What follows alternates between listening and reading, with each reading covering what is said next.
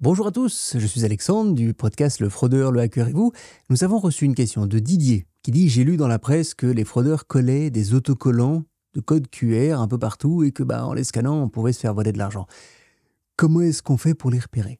Eh bien, ça c'est une très bonne question que je vais tout de suite poser au professeur cybersécurité. Professeur ?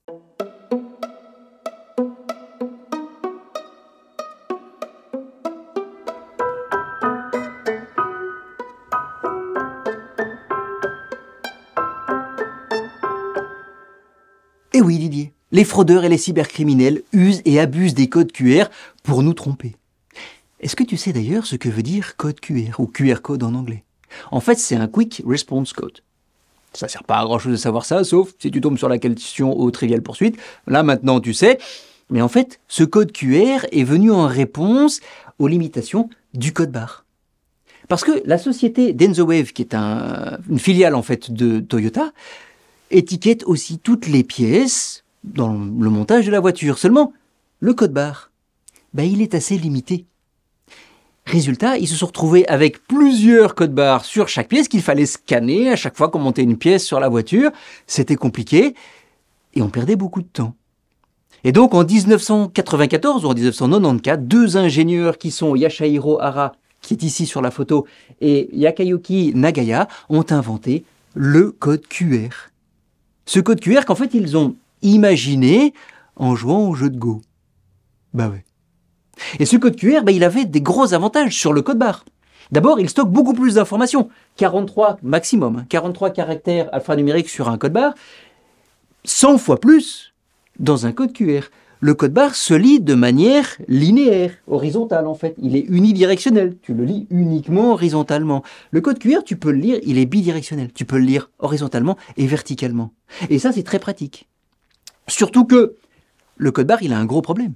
Ah oui, s'il est mal collé, s'il est un peu abîmé, il fonctionne mal. On perd du temps. Ah, ça t'est déjà arrivé. Tu vas faire tes courses au supermarché, tu prends le self-scanning parce que tu trouves que ça va plus vite, sauf que tu te retrouves face à un code barre qui est mal collé ou qui est abîmé et il scanne pas. Et tu essayes 10 fois, t'en as marre, t'en prends un deuxième. Oh, le deuxième est pas mieux. C'est très agaçant. Alors que le code QR, comme il a beaucoup plus de capacités, il contient beaucoup plus d'informations, il y a plus de redondance et donc même s'il est altéré jusqu'à 30%, mais il fonctionne toujours. Et ça, c'est vraiment génial. Et donc, ça a permis chez Toyota à faire gagner beaucoup de temps et de frustration auprès des travailleurs.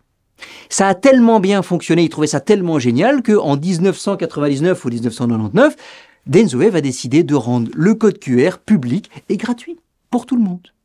Alors ça a marché, disons qu'en Europe et en Occident, ça n'a pas tellement fonctionné très tôt. En Asie, un petit peu plus. Il faut savoir que les iPhones, de toute façon, ne les lisent, pour prendre un exemple, que depuis 2010.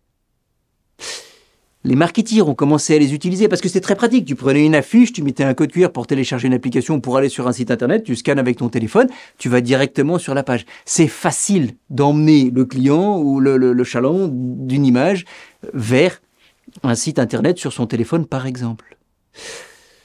Et d'ailleurs, ça a vraiment pris en 2020. Ah oui, en 2020, on s'est tous retrouvés confinés. Il fallait trouver un moyen de prouver qu'on n'était pas malade. Et donc on s'est tous retrouvés à avoir un code QR imprimé ou sur notre téléphone qu'on pouvait montrer à chaque fois qu'on passait un contrôle pour montrer qu'on était sain. Très pratique. Évidemment, quand le code QR est devenu très populaire et très utilisé, qui s'y est intéressé? Oui, je te le donne en mille, les fraudeurs et les cybercriminels. Et ils s'en sont servis de deux manières. Ils ont ils font deux choses qui peuvent nous tromper. La première, c'est d'essayer de nous faire télécharger une application, un lecteur de code QR qui est vérolé en fait, qui est à eux, qui est frauduleuse. Ça veut dire quoi?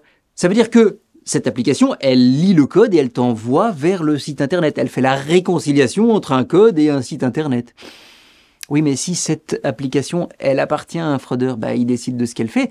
Et elle peut très bien décider de ne pas t'envoyer sur le site où toi tu penses aller, mais sur un autre qui y ressemble. Oui, sauf que c'est le site du fraudeur ou le site du cybercriminel. Il va pouvoir te voler tes données, par exemple. Et c'est exactement ce qui se passe. Tu scannes le code, tu vas sur un site frauduleux. Et ils ont trouvé d'autres moyens aussi.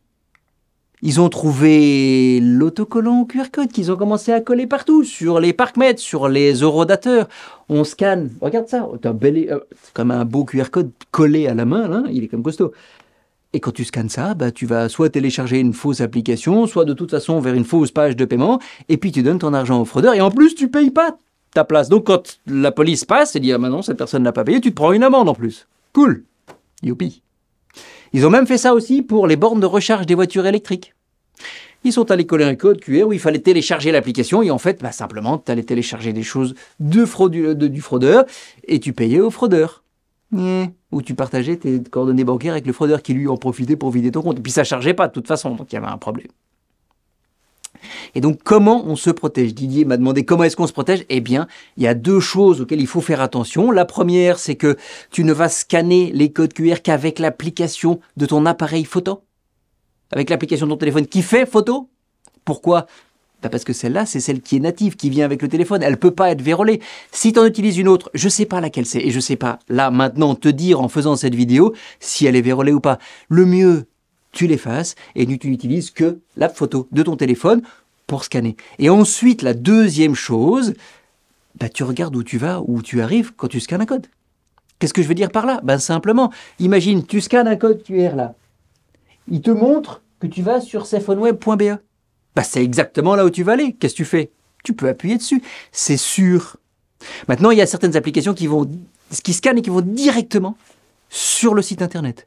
Elle te montre rien, elle ne te demande pas si tu veux y aller. Ou ce sont des configurations qu'il faut changer. En tout cas, si c'est le cas, eh bien tu regardes encore. Tu ne regardes pas au moment du scannage du code QR, tu regardes quand tu arrives sur la page. Ici, je vois bien que je suis sur safeonweb.be, c'est le site de safeonweb. Tout va bien, je continue. Si ça ne colle pas, si l'adresse qui est dans ton navigateur et le site ne répondent pas, bah tu t'arrêtes, tu fermes la page et surtout, tu donnes aucune information dessus, certainement pas bancaire. Et si tu l'as fait, si tu as rentré les données bancaires, tu l'as vu après, tu appelles ta banque tout de suite pour qu'ils puissent bloquer peut-être les transactions frauduleuses. Voilà. En tout cas, si tu veux savoir comment on lit un code QR et comment on lit un lien, parce que finalement ces codes QR, on le voit, ce sont des liens aujourd'hui, ils sont utilisés comme des liens, comme dans les liens dans les messages, eh ben tu vas scanner ce code QR-là qui va sur surfersansouci.safeonweb.be. On en parle quasiment à chaque fois. C'est une formation qu'il faut absolument faire. Et puis, si tu as des questions, si tu as d'autres questions qui concernent la fraude et la sécurité informatique globalement, eh ben, tu me les envoies à questions@lefraudeur-le-hacker-et-vous.com. C'est lefraudeur-le-hacker-et-vous avec un tiret entre chaque mot.com. Je te dis merci Didier pour ta question et soyez prudents quand vous êtes sur Internet, ok? À bientôt.